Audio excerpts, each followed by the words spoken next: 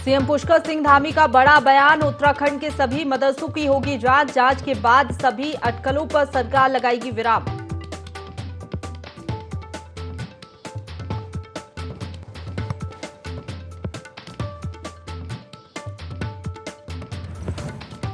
चंपावत में पुलिस और प्रशासन ने ली राहत की सांस। शिमला बताई जा रही लापता एसडीएम की लोकेशन। 2 दिन से लापता थे एसडीएम अनिल चन्याल।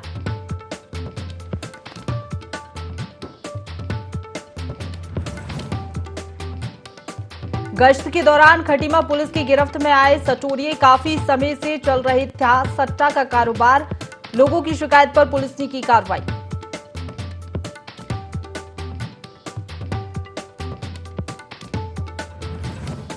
जसपुर मंडी का डीडीए ने किया निरीक्षण। साफ सफाई और दुकानों के आवंटन को लेकर अधिकारियों को दिए निर्देश। बढ़ रहे अतिक्रमण पर भी कार्रवाई की कही बात।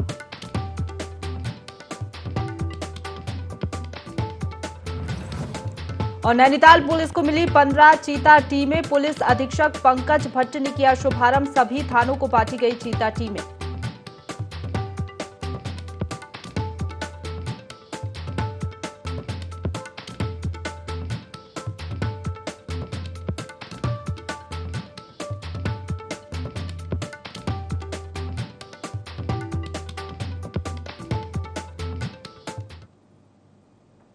नमस्कार, देवभूमि लाइव देख रहे हैं आप। आपके साथ मैं हूं प्रशंसा। बुलेटिन की शुरुआत करेंगे खबरों से, जहां उत्तराखंड में वक्फ बोर्ड के चेयरमैन के मदरसों की जांच कराने के बयान पर मुख्यमंत्री पुष्कर सिंह धामी ने भी प्रतिक्रिया दी है। मुख्यमंत्री पुष्कर सिंह धामी का कहना है कि मदरसों को लेकर समय समय पर तमाम तरीके की बातें सामने आती रही हैं। ऐसे में जांच होना आवश्यक है ताकि सच सामने आ सके। आपको बताते चले कि उत्तर प्रदेश में भी तेजी से मदरसों की जांच चल रही है और अवैध मदरसों को ध्वस्त किया जा रहा है।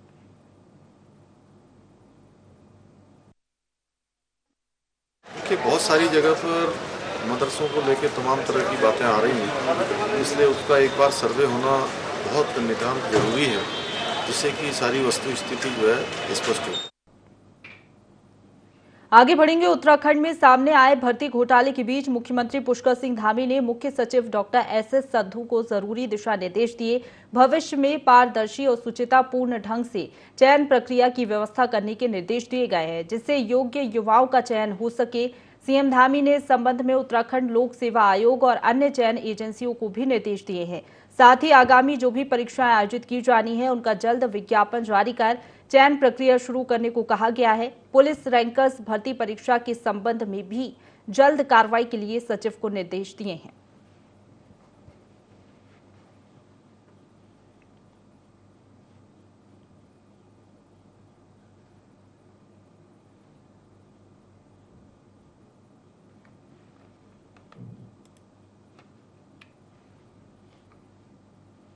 आगे बढ़ेंगे। चिकित्सा स्वास्थ्य मंत्री डॉक्टर धन सिंह रावत ने देश भर के स्वास्थ्य मंत्रियों की वर्चुअल बैठक में हिस्सा लिया। सचिवालय के वीर चंद्र सिंह गढ़वाली सभागार में मंत्री डॉक्टर धन सिंह रावत बैठक में शामिल हुए। केंद्रीय स्वास्थ्य मंत्री डॉक्टर मनसुख मंडाविया की अध्यक्षता में हुई बैठक में डॉक्टर रावत ने प्रदेश में 6 रोग उन्मूलन के कामों की जानकारी साझा की। उन्होंने बताया कि राज्य सरकार ने साल 2024 तक टीबी मुक्त उत्तराखंड बनाने का लक्ष्य रखा गया है। राज्य में बड़े स्तर पर टीबी रोगियों की पहचान और उपचार के लिए कार्यक्रम संचालित किए जा रहे हैं।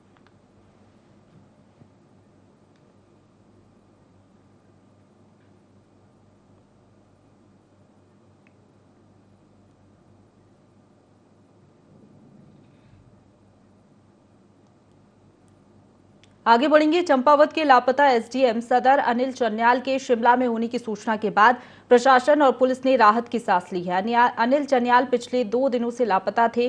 पुलिस और प्रशासन की टीम रात दिन तलाश में जुटी हुई थी। मिली जानकारी के मुताबिक उप जिला अधिकारी चंपावत अनिल कुमार चन्याल की जिला अधिकारी चंपावत से बात हो गई है।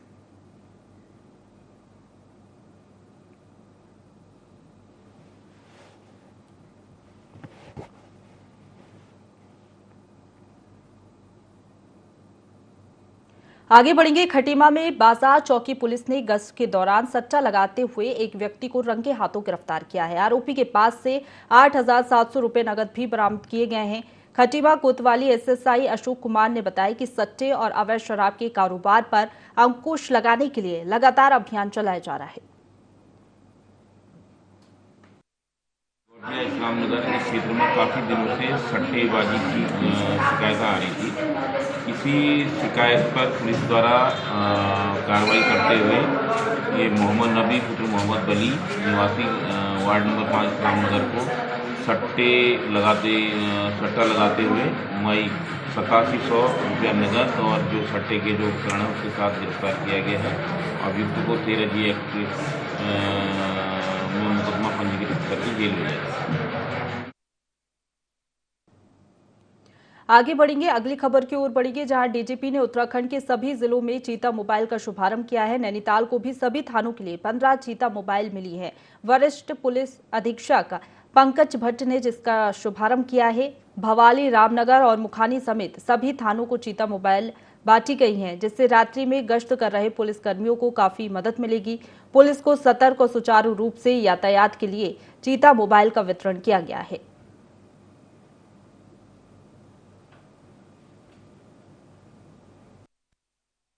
सभी थानों के लिए चीता मोबाइलें दी हैं। इसका क्राइम कंट्रोल में बेसिक योगदान है। ट्रैफिक और क्राइम कंट्रोल के लिए हमारी 7 जो है चीता मोबाइल पुरानी हो गई थी, इस वजह से उनकी जगह टोटल 15 मिल गई है। इससे मोबिलिटी की हमारी जो है समस्या समाप्त हो जाएगी और रिस्पांस टाइम हमारा बढ़ेगा। आगे बढ़ेंगे, जिला अधिकारी सोनिका की अध्यक्षता में ऋषिपर्णा सभागार में जन सुनवाई कार्यक्रम आयोजित हुआ, जिसमें प्राप्त 66 शिकायतों में से अधिकतर शिकायतों का मौके पर ही निस्तारण किया गया। इस दौरान जिला अधिकारी ने वर्चुअल माध्यम से जुड़े समस्त उप जिला अधिकारी और बैठक में उपस्थित संबंधित विभागों के अधिकारियों को जनमानस की समस्याओं पर अपने स्तर से निस्तारण करने के निर्देश दिए। साथ ही विभागों से संबंधित प्राप्त शिकायतों पर संज्ञान लेते हुए निस्तारण करने के निर्देश भी दिए।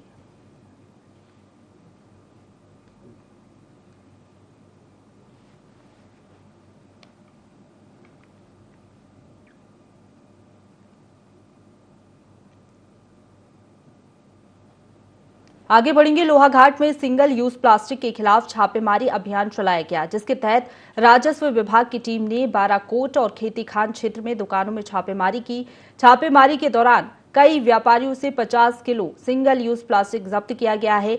वहीं पकड़े गए व्यापारियों पर चालानी कार्रवाई भी की गई। इस दौरान तहसीलदार ने व्यापारियों से अपील करते हुए कहा कि जिस किसी भी व्यापारी के पास सिंगल यूज प्लास्टिक बचा हुआ है वे नगर पालिका में जमा करवा दे, अन्यथा छापेमारी के दौरान कड़ी कार्रवाई की जाएगी।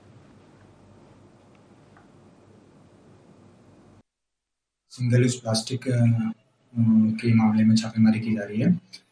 9 तारीख को हमने बाराकोट मुख्य बाजार में छापेमारी करी, जिसमें हमने 15 से 20 किलो सिंगल यूज प्लास्टिक, जिसमें डिस्पोजेबल गिलास, थालियां आदि जब्त करी हैं और कुछ लोगों के हमने चालान किए, जिसमें 800 रुपये की धनराशि वसूली गई।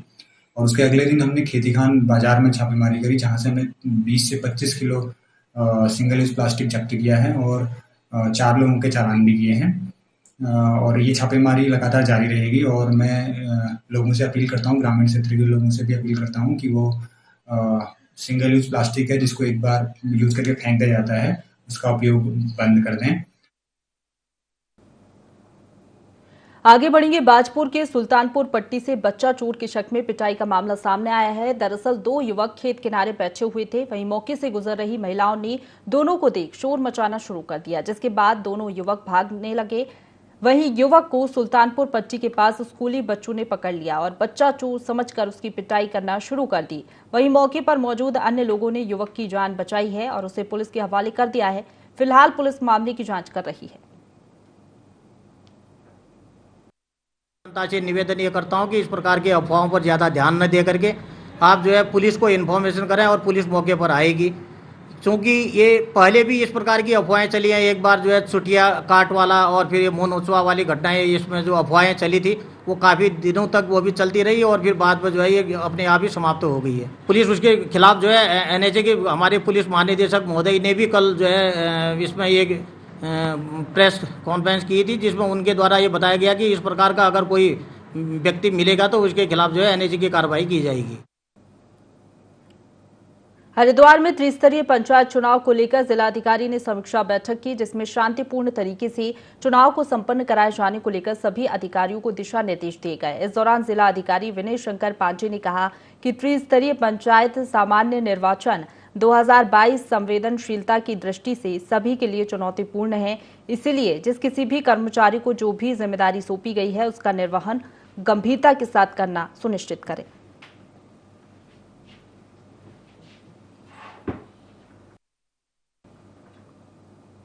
आगे बढ़ेंगे। काशीपुर से वन विभाग कर्मचारी और खनन वाहन स्वामी के बीच धक्का मुक्की का वीडियो सामने आया है, जो अब सोशल मीडिया पर भी खूब वायरल हो रहा है।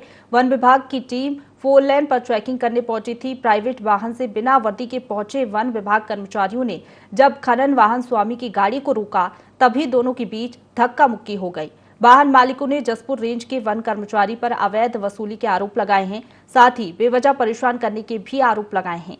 वन क्षेत्रीय अधिकारी ने दोनों को बुलाकर मामला संज्ञान में लिया। हालांकि डीएफओ पूरे मामले में वन कर्मचारी को बचाते नजर आए। खनिज का अवैध अभिवहन किया जा रहा है, तो उसमें एक संयुक्त टीम बनाई गई थी उप प्रभागीय वनाधिकारी जसपुर के नेतृत्व में, जिसमें दक्षिणी जसपुर रेंज के स्टाफ थे और वन सुरक्षा दल और काशीपुर रेंज के स्टाफ भी थे। इनके द्वारा कल कुल 3 वाहनों को उप खनिज का अवैध अभिवहन करते हुए पकड़ा गया है और वहां मौके पे कुछ अज्ञात लोग थे जिनके द्वारा इस तरह से कुछ बहसबाजी हो रही थी। तो उसमें फिर वहां जो संबंधित पुलिस विभाग के कार्मिक हैं उनको भी बुलाया गया था और फिर उसमें जो है नियमानुसार आगे की कार्रवाई की जा रही है। उत्तराखंड में पुलिसकर्मियों के 4600 ग्रेड पे मामले में सरकार ने पहल करते हुए समाधान करने की कोशिश की है। मुख्यमंत्री पुष्कर सिंह धामी ने पुलिस विभाग में कांस्टेबलों को समय से प्रोन्नत कर हेड कांस्टेबल रैंक के 1750 नए पद सृजित करने और एडिशनल एसआई का नया रैंक सृजित करते हुए 1750 नए पद स्वीकृत करने के आदेश जारी किए हैं। इन पदों पर उन्नति के साथ साथ 4200 का ग्रेड पे भी दिया जाएगा। मुख्यमंत्री के इस आदेश के बाद राज्य के पुलिस महानिदेशक अशोक कुमार ने मुख्यमंत्री पुष्कर सिंह धामी को धन्यवाद देते हुए कहा कि मुख्यमंत्री के इस फैसले से जवानों को प्रोन्नति के ज्यादा अवसर प्राप्त होंगे। साथ ही विवेचना के लिए नए विवेचक उपलब्ध होने से विवेचना की गुणवत्ता में भी सुधार आएगा। उन्होंने कहा कि मुझे उम्मीद है कि इस निर्णय से सभी कांस्टेबल कम से कम एडिशनल एसआई के पद से सेवानिवृत्त होंगे।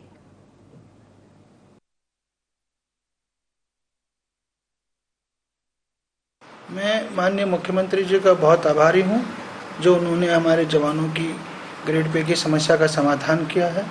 मैं आप सबको बताना चाहूँगा कि उत्तराखंड पुलिस में 17,500 पद कांस्टेबल रैंक के हैं, 3440 हेड कांस्टेबल के हैं और एसआई के 1980 के करीब पद हैं, जिनमें से आधे प्रमोशन से होंगे, सीनियरिटी से, आधा डायरेक्ट रिक्रूटमेंट है। इस तरह इन लोगों पे प्रमोशन के बहुत ही कम एवेन्यू होते थे और हमारे पास सिपाही को हेड कांस्टेबल बनने में 20 से ज़्यादा साल लग जाते थे और एसआई तो बहुत ही कम लोग बन पाते थे और ये 1750 सारे पद प्रमोशन के होंगे। तो इससे हमारे विभाग में एकदम से जो ऑलरेडी हेड कांस्टेबल हैं वो सब, उनमें से अधिकांश एडिशनल एसआई बन जाएंगे और फिर नीचे हेड कांस्टेबल की अपने 1750 और ये जो 1750 3500 वैकेंसी हेड कांस्टेबल पे होगी। तो सारे कांस्टेबल्स में एक साथ से प्रमोशन के बहुत ज़्यादा स्कोप होंगे। लोहाघाट ब्लॉक के पुल्ला टमटकांडे कच्चे मार्ग की बदहाली पर ग्रामीणों ने नाराजगी जताई है। गुस्साए ग्रामीणों ने ग्राम प्रधान संगठन की प्रदेश उपाध्यक्ष सरिता अधिकारी के नेतृत्व में प्रदर्शन किया और सड़क डामरीकरण की मांग को लेकर एसडीएम को ज्ञापन दिया। ग्राम प्रधान संगठन की प्रदेश उपाध्यक्ष सरिता अधिकारी ने कहा कि रोड में जगह जगह गड्ढे हो गए हैं। बारिश के दिनों में इस सड़क पर ग्रामीणों का पैदल चलना भी मुश्किल हो रहा है। अधिकारी को फोन करती हूँ, पहले तो इनका फोन उठता नहीं है, फिर उसके बाद उठाते हैं तो कहते हैं कि पैसा नहीं है हमारे पास पैसा, इसमें 4 करोड़ का खर्चा है, हमें 3 करोड़ रुपए दिया गया था। डीएम साहब उस टाइम विनीत तोमर जी थे, उनको भी मैंने ज्ञापन दिया था इसके संज्ञान में। हमने यहाँ एसडीएम मैडम को भी, ये कैन गोस्वामी जी थे, उनको भी दिया था। उसके बाद इनने कहा, उसके बाद वो प्रस्ताव ही जहाँ जाते होंगे उसका कोई जवाब नहीं आता मेरे को। इस रोड को जल्द से जल्द बनाने की कोशिश करें, अगर नहीं बनती है, अगर इस रोड में कोई दुर्घटना होती है तो इसकी जिम्मेदार शासन प्रशासन रहेगा। चंपावत की टनकपुर कोतवाली पुलिस को बड़ी सफलता हाथ लगी है। चेन स्नेचिंग करने वाले आरोपी को पुलिस ने गिरफ्तार कर लिया है, साथ ही लूट के माल को भी बरामद किया है। दरअसल टनकपुर की पिथौरागढ़ चुंगी के पास एक महिला की चेन स्नेचिंग कर कुछ आरोपी फरार हो गए थे, जिसकी शिकायत महिला ने स्थानीय कोतवाली में दर्ज कराई थी, जिसके बाद आरोपी दीपक कुमार को पुलिस ने गिरफ्तार किया है। वहीं पुलिस फरार आरोपियों की तलाश में जुट गई है। के पास में एक महिला थी, उनके द्वारा लगभग दिन में 1-2 बजे के आसपास चेन स्नैचिंग की घटना हुई थी और ये 6 जुलाई की घटना है। और उस घटना के तत्काल बाद हमारी कोतवाली टनकपुर और एसओजी टीम का एक संयुक्त टीम बनाई गई और उसको टीम को लगातार काम पे लगाया गया था और लगभग 2 महीने की लगातार कोशिश के बाद से कल एक अभियुक्त दीपक, जो बिलासपुर का रहने वाला है, वो अभियुक्त को गिरफ्तार किया गया और उसी अभियुक्त से एक चेन भी बरामद की गई है, जो उसके द्वारा स्नैचिंग की गई थी। उसके साथ जो दूसरा व्यक्ति था निर्भय, जो उसका चचेरा भाई है, वो अभी तक फरार है और उसकी गिरफ्तारी के प्रयास किए जा रहे हैं। उक्त अभियुक्त को जो गिरफ्तार किया गया है, उसको आज अग्रिम कार्रवाई के लिए न्यायालय में पेश किया जाए। ऊधम सिंह नगर में सड़क हादसों का ग्राफ दिन प्रतिदिन बढ़ता जा रहा है। सड़क हादसे का एक ऐसा ही वीडियो सामने आया है जिसे देखकर आपके रोंगटे खड़े हो जाएंगे। वीडियो में तेज रफ्तार बाइक कार से टकराकर कई फीट हवा में उछल गई। इस भीषण सड़क हादसे में मामा भांजे की मौके पर ही मौत हो गई है, तो वहीं 3 लोग गंभीर रूप से घायल हुए हैं, जिनको इलाज के लिए हायर सेंटर रेफर कर दिया गया है। दोराहा स्थित राष्ट्रीय राजमार्ग 74 पर यह हादसा हुआ है।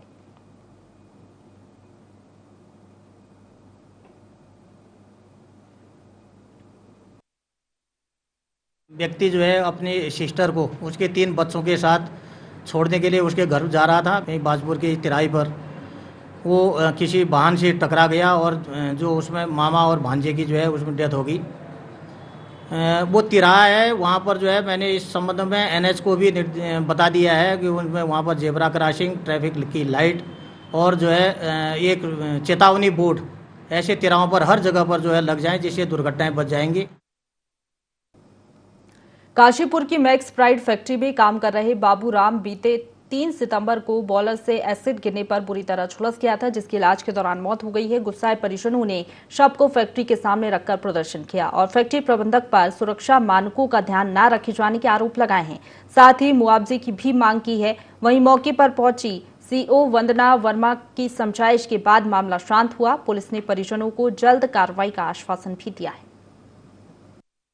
व्यक्ति यहाँ 15 साल से बाबूराम जी हैं, जो यहाँ नौकरी करते थे।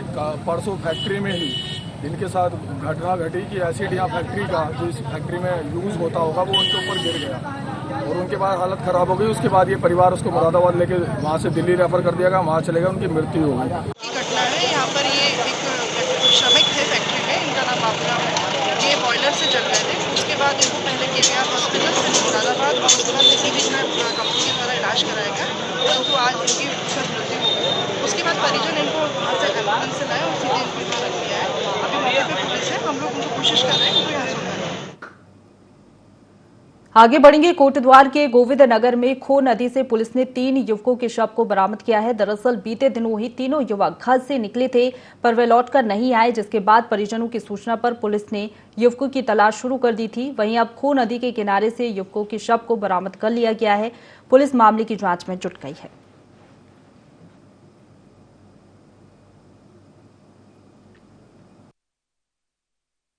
सूचना मिली थी कि 3 बच्चे सुबह से घर से गए हैं और मिसिंग हैं, उनका कुछ पता नहीं लग पा रहा है। बच्चों का मोबाइल स्विच ऑफ था और उन्होंने किन से बात करी, क्या करी, इससे कोई बहुत ज़्यादा लाभप्रद सूचना हमको मिल नहीं पाई। तो अगला ऑप्शन हमारे पास यही था कि हम प्रॉपर CCTV और जो फिजिकल सर्चिंग है, जो स्पॉट सर्चिंग है, वो वाला काम करें। जानवरों वाला भी इलाका है हमारे कई सारे सड़कों में। इस अंदेशे को लेकर के हमने SDRF को भी उस काम में लगाया। पिछले 2-3 दिन से लगातार ये चीज़ें चल रही थी। डेड बॉडी है वो हमने रिकवर की है और यही अंदेशा अभी लग रहा है कि वो पुल से उनकी स्कूटी सहित वो लोग नीचे गिरे। बाकी जो भी फैक्ट या जो भी चीज़ें हैं, हम गहराई तक वास्तविकता जानने का पूरा प्रयास करेंगे। जसपुर की कोतवाली पुलिस नशे के खिलाफ लगातार कार्रवाई कर रही है। इसी कड़ी में पुलिस भगवंतपुर चौराहे पर ट्रैकिंग के दौरान पुलिस ने 4 ग्राम से ज्यादा स्मैक के साथ एक आरोपी को गिरफ्तार किया है। आरोपी यूपी का रहने वाला बताया जा रहा है।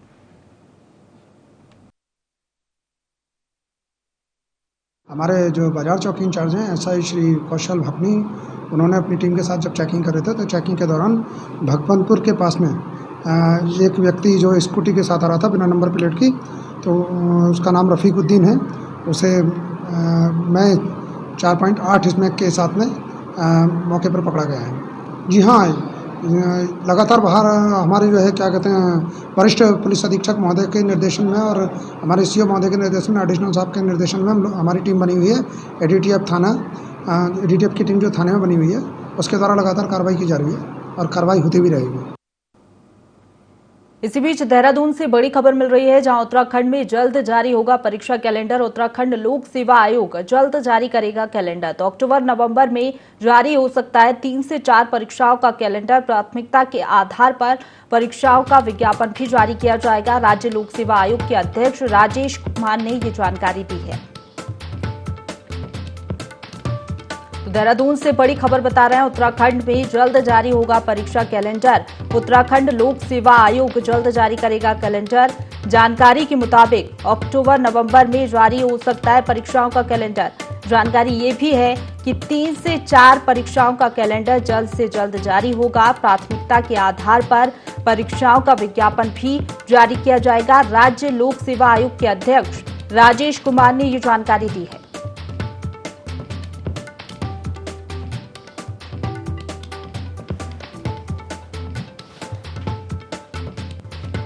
तो देहरादून से बड़ी खबर बता रहे हैं, अभ्यर्थियों के लिए अच्छी खबर है। उत्तराखंड में जल्द जारी होगा परीक्षा कैलेंडर। उत्तराखंड लोक सेवा आयोग कैलेंडर जल्द जारी कर सकता है। माना यह जा रहा है कि अक्टूबर नवंबर में परीक्षाओं का कैलेंडर जारी हो सकता है।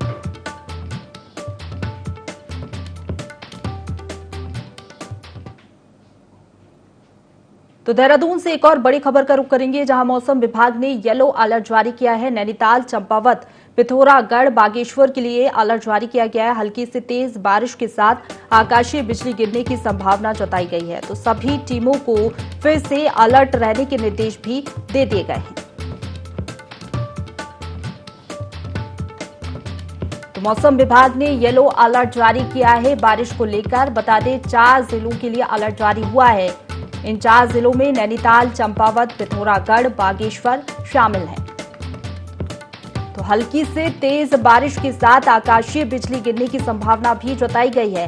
सभी टीमों को अलर्ट मोड पर रहने के लिए कहा गया है, ताकि ज्यादा बारिश हो, किसी क्षेत्र में ऐसी स्थिति बने तो तुरंत वहां पर टीम पहुंच सके। इसलिए आपदा प्रबंधन विभाग की टीमों को भी अलर्ट किया गया है।